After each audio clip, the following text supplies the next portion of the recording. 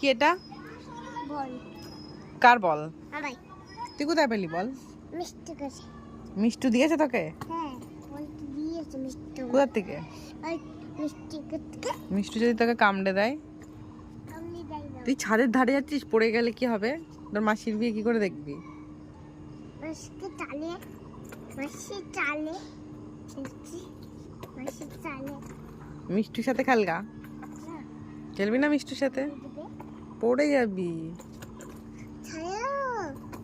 এই ছাগল ওই পাশে যা, পড়ে যাবি না।